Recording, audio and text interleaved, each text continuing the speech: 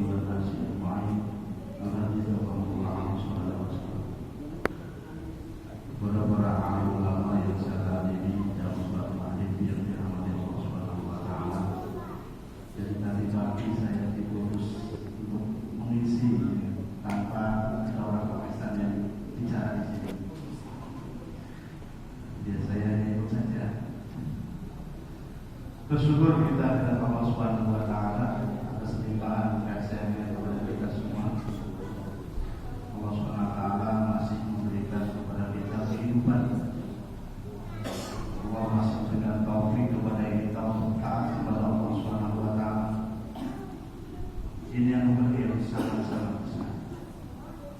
Allah jadikan kita sebagai manusia yang mana di antara makhluk Allah Subhanahu wa taala yang akan dihidupkan Allah, yang akan dikekalkan oleh Allah Subhanahu wa taala.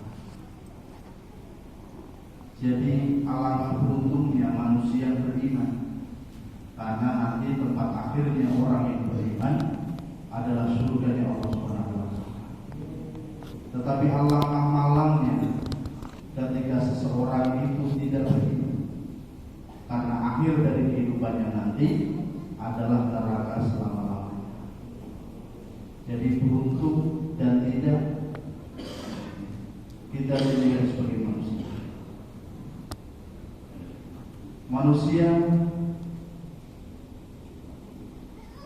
dipindahkan oleh Allah dari alam satu ke alam yang lain. Dulu setiap kita ada di alam ruh, kemudian pindah ke alam kandungan dalam masa 9-10 hari kira-kira. Setelah itu kita lahir ke alam dunia. Saat ini kita berada di alam dunia, alam yang sebagai ujian, alam yang sebagai penentu. Jadi bukan main-main untuk kita di dunia ini. Setelah itu manusia akan kembali kepada Allah, akan pindah ke alam selanjutnya. Jasad yang terbuat dari tanah akan hancur dari tanah, sedangkan rohani manusia akan kekal, akan masuk ke dalam kubur.